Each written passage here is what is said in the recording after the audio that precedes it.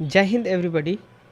आज का टॉपिक जो हमारा है वो थोड़ा सा डिफरेंट है और एसएसबी के प्रोस्पेक्टिव में है आज का जितना भी हमारा डिस्कशन चलेगा। क्योंकि लास्ट टाइम से जब हमने इस चीज़ को अनाउंस किया कि वी क्लियर दैट 2026 का जो फर्स्ट अटैम्प्ट हुआ हमारा सीडीएस का, वी क्लियर दैट एंड अब एसएसबी की बारी है which is the second part of this examination.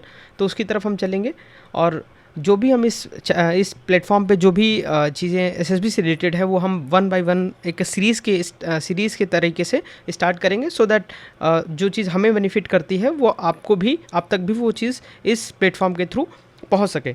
So let me introduce my self Shobhit and you all of you know that कि मैंने यहाँ पे जीएस के भी कुछ PYQs कराए थे फ्रॉम 2025 से बैक सीरीज़ में, और उसका बेनिफिट भी हमको काफ़ी ज़्यादा रिटन एग्जामिनेशन में मिला।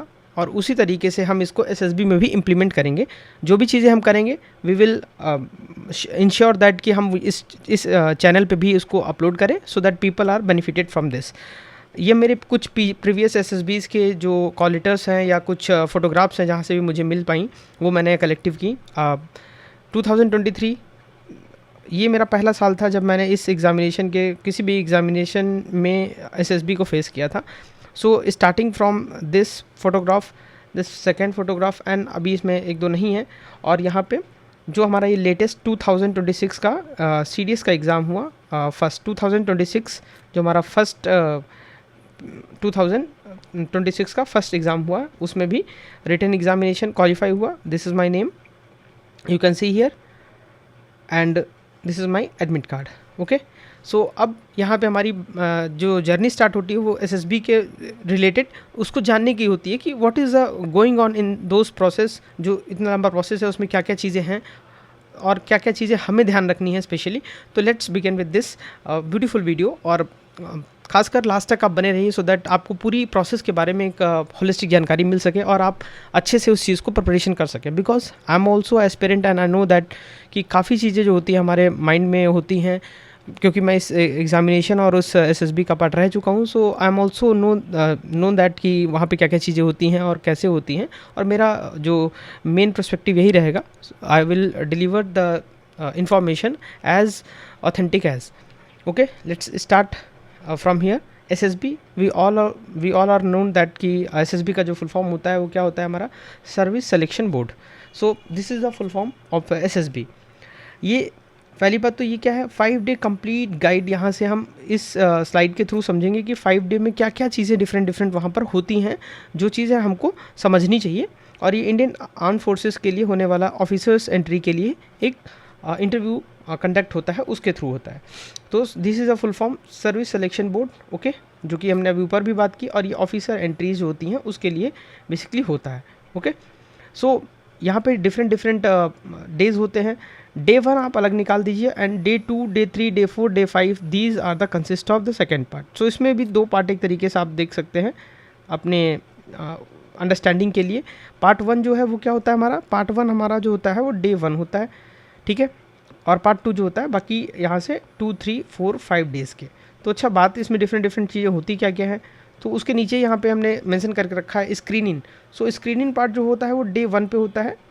स्क्रीनिंग जिसको हम बोलते हैं, अगर आप स्क्रीनिंग होते हो, you get in screening, then you proceed further test like psychological test, group task and interview and conference at the last day. So आगे हम चलते हैं, इसमें क्या है भाई।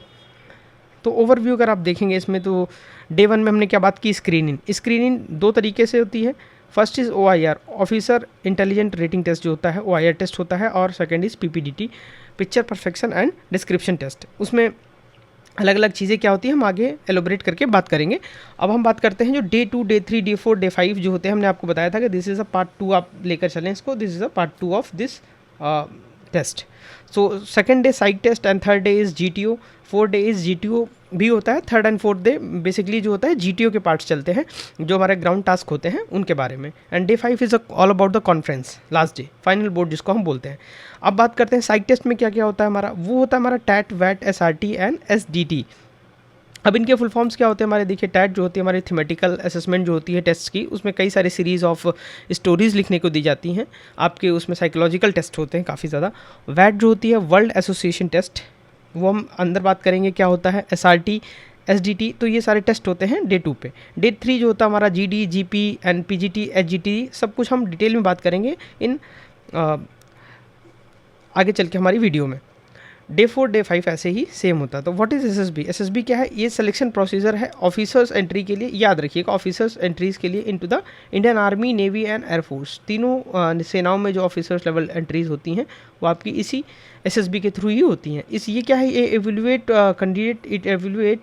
Candidate over 5 days intensive days through the psychological assessment, group task and personal interviews, जहाँ पे अलग अलग टास्क दिए जाते हैं, आपको परफॉर्म करने होते हैं। On the basis of that officer जो होते हैं वो आपको क्या करते हैं? असेसमेंट करते हैं। ओनली कैंडिडेट रिकमेंडेड, ये याद रखिएगा, रिकमेंडेशन होना बहुत ज़रूरी है SSB से।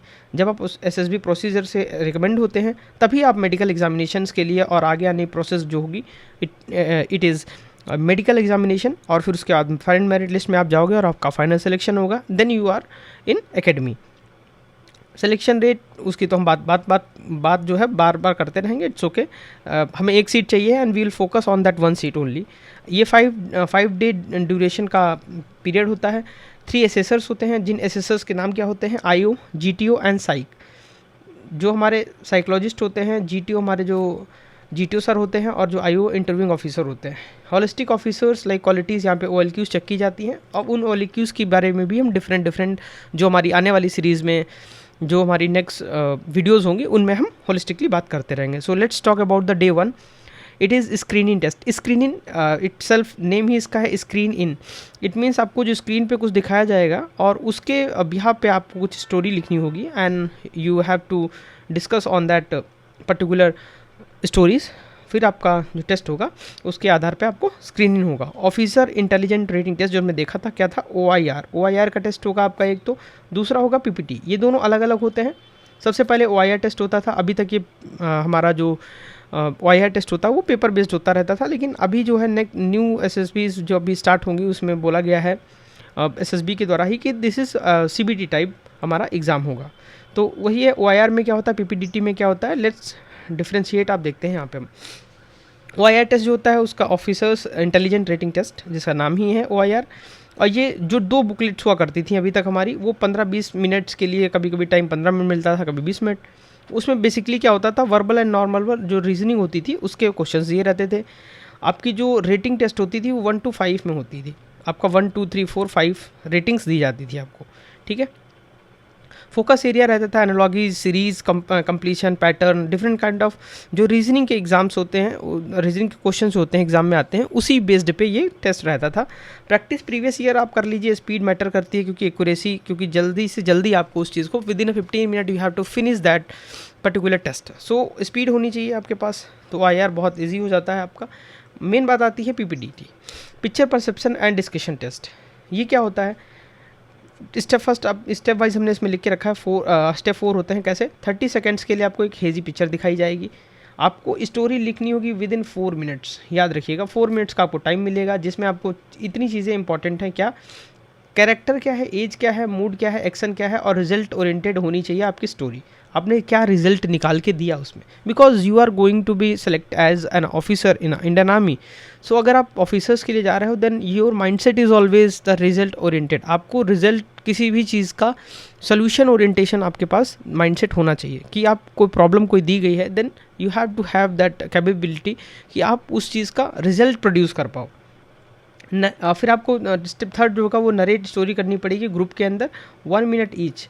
फिर वो क्या करते हैं, आपका OIR टेस्ट हो जाता है, PPT हो जाती है, तो वो आपको ग्रुप एक असाइन करते हैं 7 to 8 पीपल्स का, जिसमें आप राउंड टेबल्स के अंदर बैठते हो, और वो स्टोरी जो आपने लिखी हुई है सबका वो पेपर जमा हो जाता है, आप सभी लोग जाते हो वहाँ पे नरेट करने के लिए। 1 नरेशन होता है, एक एक करके आपको नरेशन का पार्ट दिया जाता है। फिर क्या होता है, नरेशन होने के बाद 1-1 मिनट सबको इंडिविजुअली मिलता है। फिर ग्रुप डिस्कशन होता है, arrive at the common story. फिर आपको GD के लिए भेजा जाता है कि उसमें GD करनी होती है आपको, और उस ग्रुप डिस्कशन से आपको कॉमन स्टोरी की तरफ जाना पड़ता है। So this is all about the day 1। अब यहाँ पे क्या होता है, स्क्रीन रिजल्ट आ जाता है थोड़ी देर के बाद। जैसे ही आप वहाँ पे फिर आपको ब्रेकफास्ट कराया जाएगा। ब्रेकफास्ट होने के बाद आफ्टर अप्रॉक्स 1 hours 2 hours के बाद दे अनाउंस द रिजल्ट अनाउंस हो गए, स्क्रीनिंग रिजल्ट आएगा। जो भी बच्चे डे 1 क्लियर करेंगे, इट मीन्स स्क्रीनिंग होंगे, या तो आप स्क्रीन इन होंगे या फिर आप क्या हो गए, स्क्रीन आउट हो गए। ये दो ही पॉसिबिलिटीज़ बनेंगी। If you are screen in then you have to go further for next test, और यू आर स्क्रीन आउट तो फिर आपको घर जाना पड़ेगा उसी दिन, सेम डे पे। So if you are screen out तो आपको घर भेजा जाएगा, और सिलेक्शन रेशियो जो होता है वो लगभग 40% ही होता है।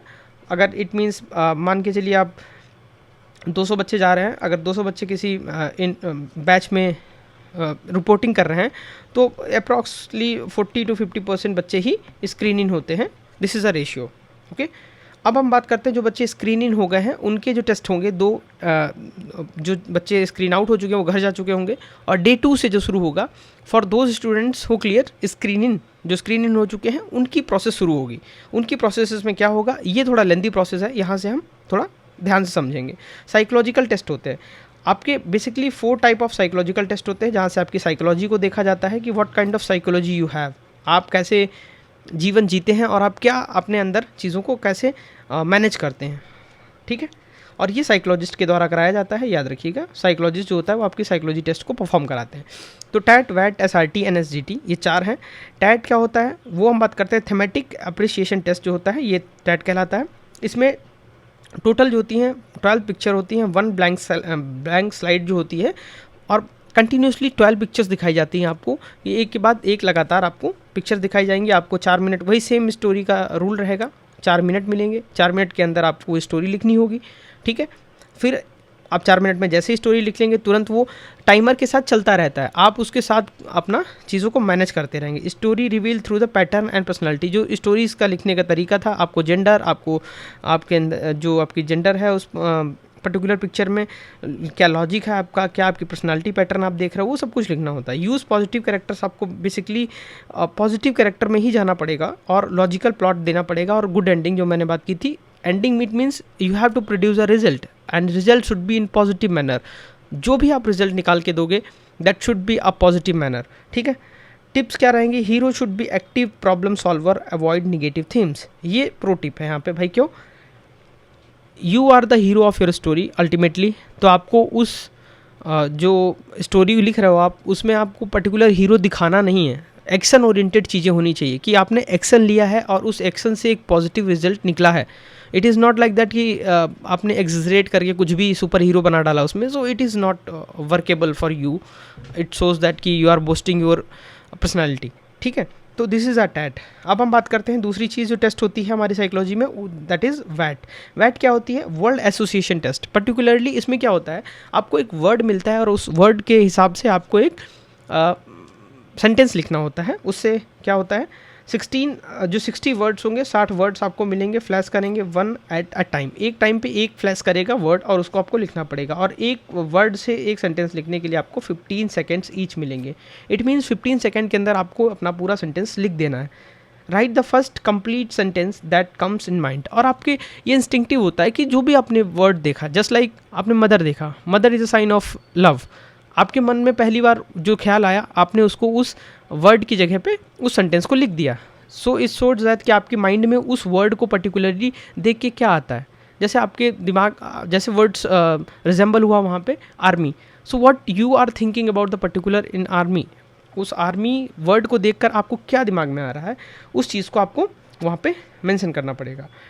टेस्ट जो होता है spontaneous through and positivity, spontaneous होता है तो आपको पॉजिटिव चीज़ें ही उसमें मेंशन करनी है। अवॉइड, पहली बात तो हर जगह अवॉइड करनी है निगेटिविटी, सिर्फ टेस्ट के लिए ही नहीं है, it is all about your life also. If you are a negative person then life is difficult for you, so make sure that always see the positive side of anything. And what I believe in my life also कि positive aspect हर जगह होता है, but आपको देखने की कला आनी चाहिए कि उस चीज़ में पॉजिटिव क्या है। पॉजिटिव एंड निगेटिव और all the time these are the two sides of a same coin. आपका मर्जी है आप क्या देख रहे हो। सो सिर्फ टेस्ट के लिए क्यों, जब हम प्रिपेयर कर रहे हैं SSB के लिए, then it is our moral duty and it is for the life long. It's not all about the career, आपकी जॉब के लिए नहीं। निगेटिव रहना ही क्यों लाइफ में, always be positive in your life. ठीक है, तो यहाँ पे लिखा हुआ है अवॉइड निगेटिविटी, वायलेंट, और आपके जो चीज़ें हैं निगेटिव चीज़ें आपको स्पेशली हटा देनी है अपने दिमाग से, वो नहीं लिखनी वहाँ पे। Write simple and positive action oriented sentence. Always and always remember in SSB, whether you are writing a story, whether you are writing a simple and small sentence, believe me the most practical approach is that the action oriented thing. जब भी आप चीज़ कुछ लिख रहे हो तो फिर आपको वो एक्शन ओरिएंटेड होना चाहिए। अब SRT की बात करते हैं, जो कि तीसरा साइकोलॉजिकल टेस्ट में होता है। SRT क्या होता है भाई? जो हमारी सिचुएशन रिएक्शन टेस्ट होती है। सिचुएशन, हमारी लाइफ में भी बहुत सारी situations day to day life में आती हैं। How we handle those situations, that makes us a different people from the different people. आप डिफरेंट पीपल्स को देखते हो, उनकी सेम अप्रोच नहीं होती किसी भी एक सिचुएशन को डील करने की। ठीक है, दो लोग हैं, दो अलग अलग तरीके से एक ही सिचुएशन को डील करेंगे। सो यहाँ पे क्या है भाई, सिचुएशन रिएक्शन टेस्ट क्या हो रहा है, वही 16 जो आपकी 60 सिचुएशंस होंगी वो दी जाएंगी आपको, और रिस्पॉन्ड करने के लिए आपको मिलेंगे 30 मिनट्स। इट मीन्स 30 सेकेंड्स के अंदर आपको एक सिचुएशन जो है मैनेज करनी है वहाँ पे और लिखनी है। Right what you would do और थिंक फील। मतलब जो भी सिचुएशन दी गई कि पर्टिकुलर अगर आप उस सिचुएशन में होते, आप क्या करते हो उस सिचुएशन में, आप कैसे उस चीज़ को हैंडल करते, तो वही प्रैक्टिकली सॉल्यूशन यहाँ पे लिखना है। टेस्ट क्या है आपका, ये प्रैक्टिकल इंटेलिजेंस और वैल्यूज़ को देख रहा है कि आप प्रैक्टिकली कितना इंटेलिजेंट हैं और कितनी वैल्यूज़ को आप रखते हैं अपने अंदर। फोकस वही बात है यहाँ पे, हेल्प, लीड और सोल्यूशन एंड कोऑर्डिनेट। अगर किसी को नीड है हेल्प की, then you always and always try to help other people. अगर कोई आप ग्रुप में हो तो make sure if you are a leader then it is your duty to lead your group. अगर कुछ प्रॉब्लम आ गई then you are the solver of the problem, not creator in the like in the situation. Do not create a problem for group और individual. आप हमेशा solver category में रखिए अपने आप को। और कोऑर्डिनेशंस आपको किसी भी आप ऑर्गेनाइजेशन के अंदर जब जाते हो then coordination is the most important thing. If you coordinate with your seniors, your juniors, then things are very easy to tackle. Tips क्या है इसमें, रिस्पॉन्ड करना है, रिस्पॉन्सिबल यंग लीडर के तौर पे आपको दिखाई देना है उसके अंदर, और दिखाई नहीं देना, आप you will practice throughout your life. SD क्या होता है, self description test. I think this one is most important because जो आप 3 उसमें लिख रहे हो, टैट में, वैट में, SRT में, मुझे मेरा जो एक पर्सपेक्टिव है लाइफ का और SSB को देखने का, कि जो SDT में आप लिख रहे हो, क्या आपने SDT के अंदर वो चीज़ लिखी जो आपकी स्टोरीज़ में, जो आपकी वर्ड एसोसिएशन टेस्ट में, जो आपकी SRTs में, जो आपकी सिचुएशन रिएक्शन में दिखाई दे रही है। अगर आपकी SD से मैच नहीं हो रही, it means you are faking something. आप कुछ और लिख रहे हो, आप कुछ और हो इंसान। तो SDT में क्या वो चीज़ लिखी है जो आपकी स्टोरीज़, जो आपकी वर्ड एसोसिएशन टेस्ट में, जो आपकी सिचुएशन रिएक्शन टेस्ट में दिखाई दे रही है, क्या सेम चीज़ सिमिलर रिजेंबल हो रही है कि नहीं। ये नहीं होना चाहिए बिल्कुल, मतलब 19-20 चलता है, इट्स ओके, बट ये नहीं होना चाहिए 1 और 20। इट मीन्स बिल्कुल आप डिफरेंट पर्सनैलिटी दिखाई दे रही हो। ठीक है, 5 क्वेश्चन जो होते हैं ओपिनियन आपके, क्योंकि आपके करीब रहने वाले 5 लोग होते हैं, वो यही हैं जिन्होंने आपको लाइफ में सबसे ज़्यादा देखा है। कौन कौन है इसमें भाई, पेरेंट्स हैं आपके, टीचर्स हैं, फ्रेंड्स हैं, आप खुद हो, और आइडियल सेल्फ, आप अपने आप को कैसे देखते हो इन फ्यूचर, आगे आने वाले कुछ सालों में आप अपने आप को कहाँ देखते हो और क्या देखते हो। It is very important. So these 5 question prepare, very very important, very very important. 60 minutes total जो आपके 60 मिनट्स मिलते हैं, क्या होता है, इंट्रोस्पेक्ट इजी, जो आपका ऐसे फॉर्मेट में लिखना होता है, उसमें अलग अलग वो लिखी रहती है, what your parents think about your self, what your teacher think about your self. तो ये चीज़ें अलग अलग कॉलम्स में दी रहती हैं, आपको लिखना होता है। टेस्ट जो होता है सेल्फ अवेयरनेस एंड कंसिस्टेंसी का होता है। मेन बात है, अगर आप सेल्फ अवेयर नहीं हो, SSB is must difficult for you. It is my personal opinion also. मैंने ये चीज़ बहुत अपने दोस्तों में और लोगों में ये चीज़ नोटिस भी की है। अगर आप सेल्फ अवेयर नहीं हो then it is very very difficult for you. So work on yourself. आप अपनी चीज़ों को पहचानो, अपनी चीज़ों, आप खुद बैठकर अपने आप से उस चीज़ को थोड़ा सा इंट्रोस्पेक्ट करो कि मैं कैसा इंसान हूँ, मेरी पर्सनैलिटी क्या है। सो वो आपकी लाइफ में भी बहुत ज़्यादा आपको हेल्प करेगी। It is not all about the SSBs। Please understand that कि ये सिर्फ 5 दिन का गेम नहीं है, ये आपकी पूरी लाइफ की सवाल है, और इसको अगर आप पूरी लाइफ के लिए फॉलो करोगे then it is very easy to live a life. Be honest and consistent with your PIQ form. एक और चीज़ होती है जो पर्सनल क्वेश्चनेयर फॉर्म होता है आपका, ये बहुत इंपॉर्टेंट है। ये क्यों इंपॉर्टेंट है, PIQ फॉर्म जो आपके पास किसके पास जा रहा है, आपके जो आप में IO हैं उनके पास जा रहा है। जो आपकी इंटरव्यू ऑफिसर होंगे उनके पास जाएगा आपका PIQ form. It means psychologist के पास आपके जा रहा है SDT, और आपके जो इंटरव्यूअर हैं उनके पास जा रहा है आपको IO हैं, जो उनके पास जा रहा है आपका PIQ।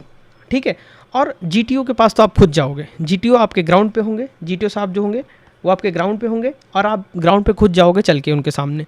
तो ये दिखाता है कि SDT से पकड़ने के लिए साइकोलॉजिस्ट के पास SD है, आपका SD है, और जो आपके IO हैं उनके पास आपका PIQ फॉर्म है, PIQ फॉर्म है आपको पकड़ने के लिए, और GTO के पास तो आप खुद हो, इंडिविजुअल आप खुद ही जाओगे उनके सामने। तो तीनों जो ऑफिसर्स होंगे वो आपको असेसमेंट ऐसे करेंगे, ठीक है।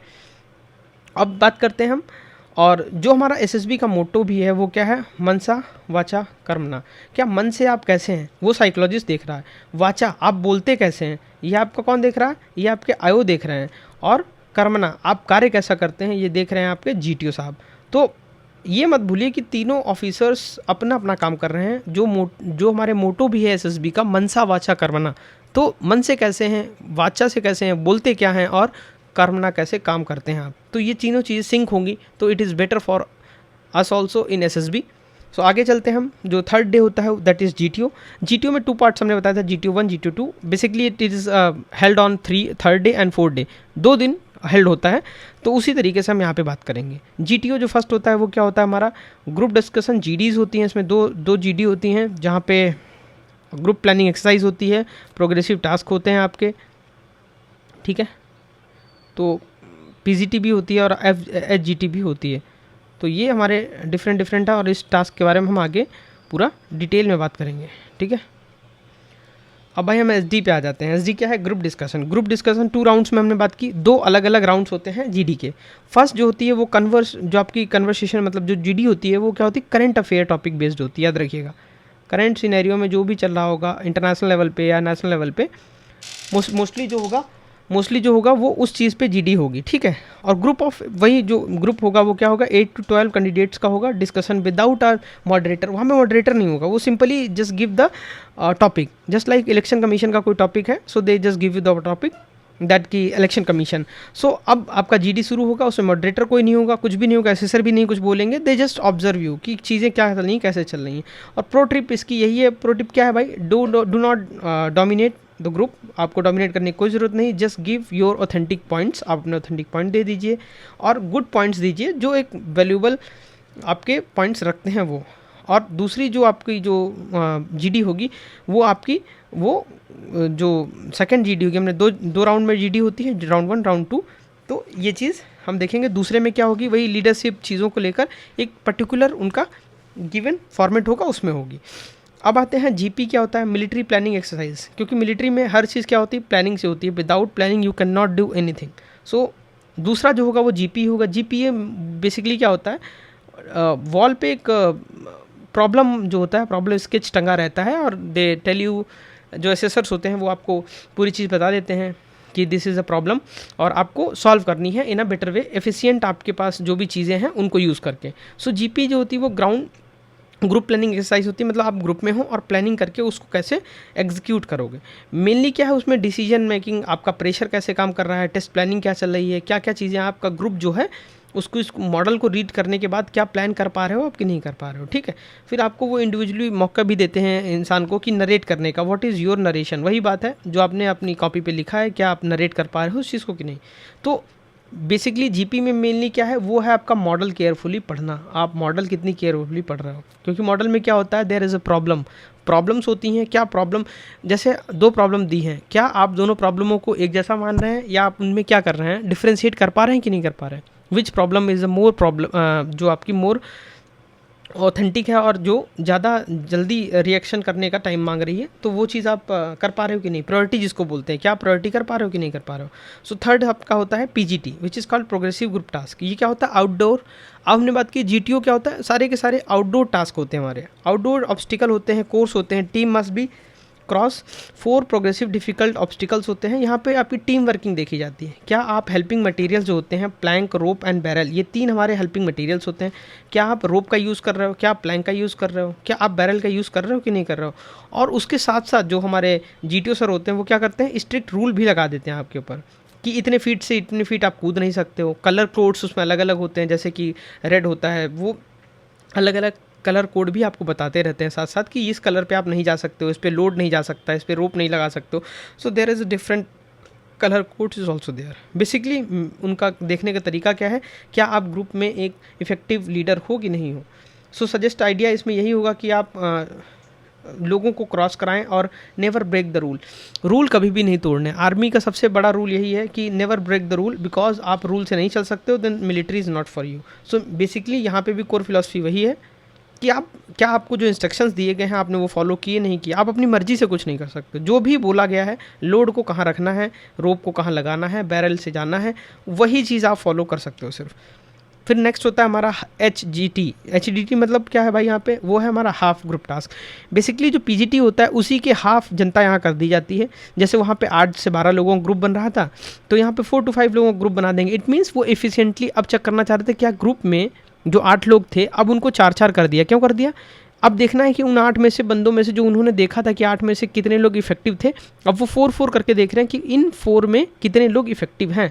तो गिव इंडिविजुअल लीडरशिप, और इसमें क्या होता है आपको अलग अलग लीडरशिप भी दी जाती है कि क्या 4 लोगों में वो लीडरशिप का क्वालिटी है, क्योंकि वो 4 लोगों में अच्छे से देख सकते हैं, क्योंकि स्मॉलर टीम हो गई, अब वो अच्छे से एसेस कर पाएंगे आपको। और वो 4 जो हमने बात की थी, 4 जो अलग अलग ऑब्स्टिकल होते हैं, अब ये 4 लोगों का जब ग्रुप हो गया, सबको एक एक ऑब्स्टिकल भी देंगे कि सारे लोग अपना अपना ऑब्स्टिकल कैसे क्रॉस कराएंगे, कैसे क्या करेंगे। इसमें क्या होगा, आपकी रिस्पॉन्सिबिलिटी पता चल जाएगी। क्या आप 8 लोगों के ग्रुप में जो कर रहे थे, क्या वो अब अकेले करने के काबिल हो, क्या आप कर पाओगे अब चीज़ को। तो ये क्या है भाई, 1 फेज़ है, be visible without being authoritarian. अब मेन बात की है, आपकी अथॉरिटी नहीं दिखानी वहाँ पे, ये नहीं दिखाना कि I am the leader of this group और आप बोलने लग रहे हो कि ये लाओ, बल्ली लाओ, फट्टा लाओ। नहीं, इट्स नॉट लाइक दैट। आप बी विजिबल, इसमें लिखा हुआ है विजिबल रहना है, लेकिन कैसे, विदाउट अथॉरिटेरियन। आपको अथॉरिटी नहीं लानी है, लेकिन विजिबल रहना है। ग्रुप का लीडर की काम ही यही होता है कि वो विजिबल होता है, लेकिन स्टिल वो अथॉरिटी नहीं रखता है, वो ग्रुप को चलाता है। GTO डे 2 होता है, वो क्या होता है भाई, इंडिविजुअल ऑब्स्टिकल होते हैं इसमें, IO और इंटरव्यू साथ साथ चलता रहता है। तो डे 4 एंड डे 5 सिमिलर जो है एक साथ ही चलता रहता है। मेन चीज़ इसमें क्या होती है भाई, लेक्चरेट होती है, कमांड टास्क होते हैं, इंडिविजुअल टास्क होते हैं, और FGT जिसको फुल टास्क बोलते हैं। तो बेसिकली ये GTO के पार्ट आ गए फिर से आपके यहाँ पे, जैसे हमने देखे जो ये हमारे आगे क्या GTO के पार्ट, ठीक है। अब IO जो हमारा वो क्या है, वो हमारा हो गया IO टास्क, जो कि हमारा इंटरव्यूइंग ऑफिसर जो उनके पास हम इंटरव्यू देने जाएंगे अपना इंडिविजुअली। तो लेक्चरेट में क्या होगा, लेक्चरेट जो होता है 3 मिनट की आपको एक लेक्चर देना होता है। लेक्चरेट मतलब 4 टॉपिक, आपको एक चिट्ठी की टाइप में एक चिट रखी होगी, वहाँ पे 4 चिट रखी होंगी टेबल पे, and you have to pick 1 chit.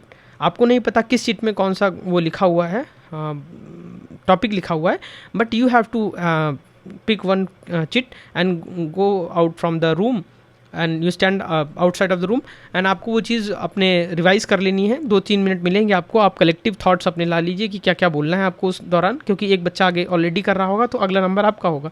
तो 3 मिनट्स आपको मिलेंगे पर प्रिपरेशन अलॉटमेंट के। 3 मिनट कैसे मिलेंगे, क्योंकि 3 मिनट एक बच्चा जो बोल रहा है और नेक्स्ट वाला बाहर चला जाएगा, सो दैट 3 मिनट उसको मिल जाए प्रिपरेशन करने के लिए कि उसको क्या बोलना है, क्या क्या टॉपिक्स डालने हैं उसके अंदर, ठीक है, टॉपिक के अंदर क्या क्या बोलना है। नो नोट्स, और उसमें कोई भी नोट्स नहीं होते हैं। वाइल स्पीकिंग आपके पास कोई भी नोट नहीं होगा, you have to have stand and deliver your lecturette.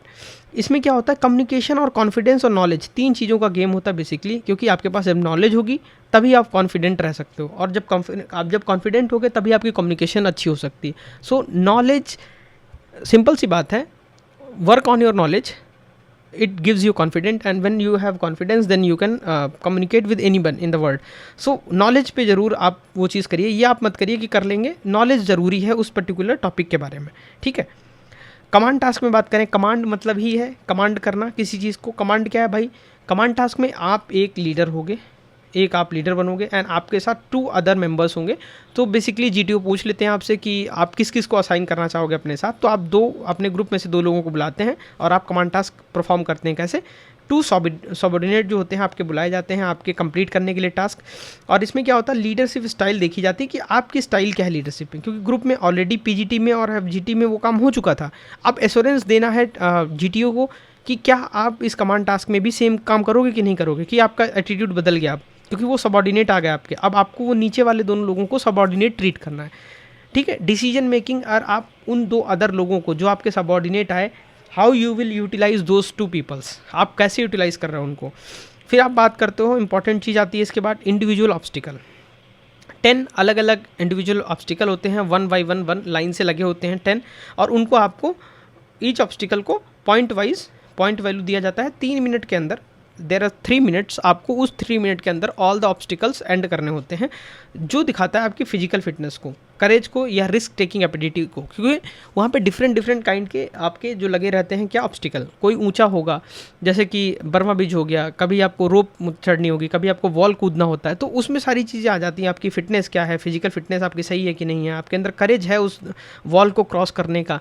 और बल्ली होती है एक सीधा सीधा, तो आपको उस पर चलना है। आप क्या गिरने से डरते तो नहीं हो कि सिंपल एक बल्ली आ गई और उस पर आपको चल के जाना है पैदल, तो आप क्या रिस्क ले सकते हो कि नहीं ले सकते। तो ये सब हो गया। अब बात करते हैं जो आपकी फाइनल ग्रुप टास्क होती है, लास्ट आउटडोर ग्रुप होता है। क्या होता है ग्रुप एक्सरसाइज, जिसका नाम ही है फुल। तो फुल ग्रुप कैसे होगा, जो पूरा ग्रुप आपका था वो अब पूरा ग्रुप हो जाएगा पीजीटी की तरह, but GTO watch carefully and with all the candidate crossing together.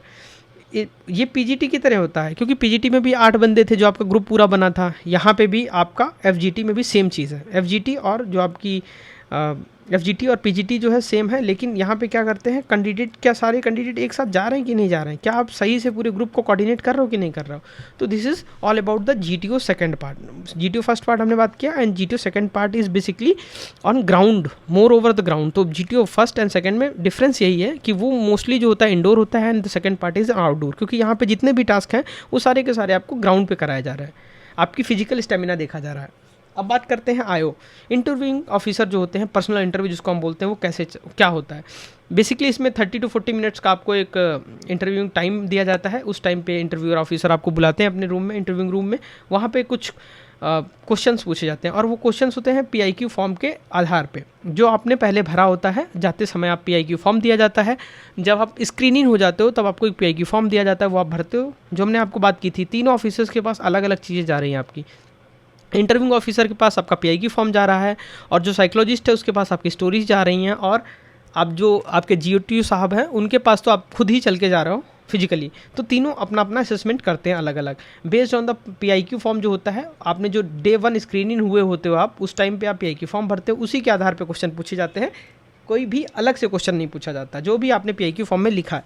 अब उसमें क्या क्या हो सकता है भाई, फैमिली बैकग्राउंड पूछा जा सकता है, क्योंकि आपने फैमिली के बारे में बोला है कि फादर मेरे गवर्नमेंट जॉब में है, माता जी हमारी हाउसवाइफ हैं, एजुकेशन क्या की है आपने, हॉबीज़ क्या क्या हैं, अचीवमेंट्स अभी तक की क्या क्या है आपकी, क्या आप करंट अफेयर में दिलचस्पी रखते हैं, आपकी डिफेंस नॉलेज कितनी है। If you are eagerly to join the defence forces then you are knowing to that कि आपके देश में डिफेंस सर्विसेज क्या कर रही हैं, क्या क्या उनके नए इक्विपमेंट्स आए हैं, तो वो सारी नॉलेज होनी चाहिए। और सबसे बड़ी चीज़ जो है self assessment, because the more over आप जितना ज़्यादा अपने बारे में जानोगे पीआईक्यू फॉर्म में उतना अच्छा लिख पाओगे, और पीआईक्यू फॉर्म में जितना अच्छा लिखोगे you will answer the IO, उतनी इजीली आप आईओ को आंसर दे सकते हो।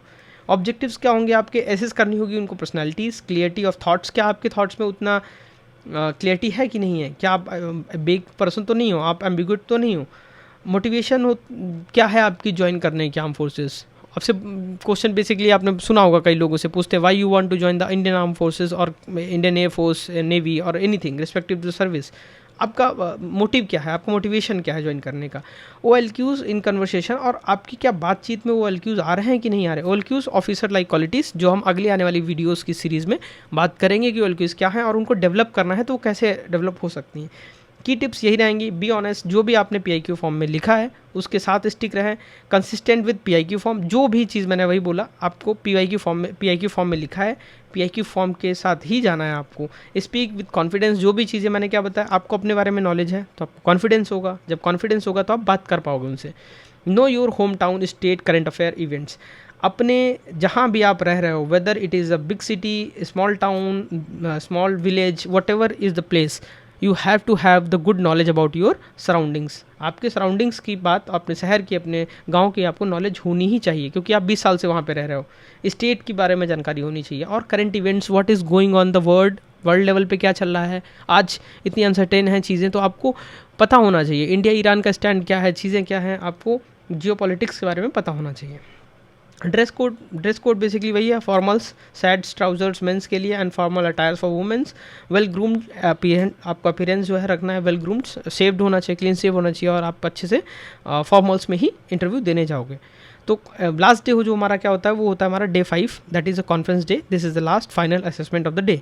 अब इसमें क्या होता है भाई, बोर्ड प्रेसिडेंट जो होते हैं, 3 एसेसर, जो 3 एसेसर्स थे वो कौन कौन थे, हमने अभी आपसे बात की थी। 3 एसेसर्स ये जो हमारे थे उनका नाम था क्या, साइकोलॉजिस्ट, फिर उसके बाद हमारे कौन थे, GTO, उसके बाद हमारे आईओ, ठीक है। तो रिकमेंडेड, नॉट रिकमेंडेड, अब या तो आप रिकमेंड होगे या तो आप नॉट रिकमेंड होगे, दो ही केसेस बनेंगे आपके लिए, ठीक है। तो अब बात करते हैं क्या भाई, कॉन्फ्रेंस वर्क कैसे करती है। ऑल थ्री एसेसर, जिन हम एसेसर्स की बात कर रहे थे, साइकोलॉजिस्ट, आईओ और जीटीओ, ये तीनों लोग क्या करते हैं, कंपेयर करते हैं their independent rating of each candidate. क्योंकि हमने बात की थी आईओ के पास आपका पीआईक्यू फॉर्म गया था, जीटीओ के पास आप खुद गए थे, और साइकोलॉजिस्ट के पास आपकी स्टोरीज गई थी। तो तीनों लोगों ने अलग अलग असेसमेंट किया होगा कि ये बच्चा कैसा है, ये बच्चा क्या सोचता है, कैसे क्या करता है। तो तीनों जो है, ये सबसे बड़ी चीज़ है, क्या इंडिपेंडेंट रेटिंग देते हैं। तीनों अलग अलग होते हैं, एक दूसरे से बात नहीं करते हैं। The day on conference they meet each other, वो तीनों ऑफिसर्स कॉन्फ्रेंस वाले दिन एक दूसरे से मिलते हैं और उस बच्चे की फाइल को रखते हैं। वो प्रेसिडेंट जो होते हैं, डिप्टी प्रेसिडेंट ऑफ एसएसबी, जो एसएसबी के डिप्टी प्रेसिडेंट होते हैं, चेयर करते हैं कॉन्फ्रेंस को। आप जब कॉन्फ्रेंस हॉल में जाते हो, आपको ऐसा कुछ टेबल देखने को मिलता होगा।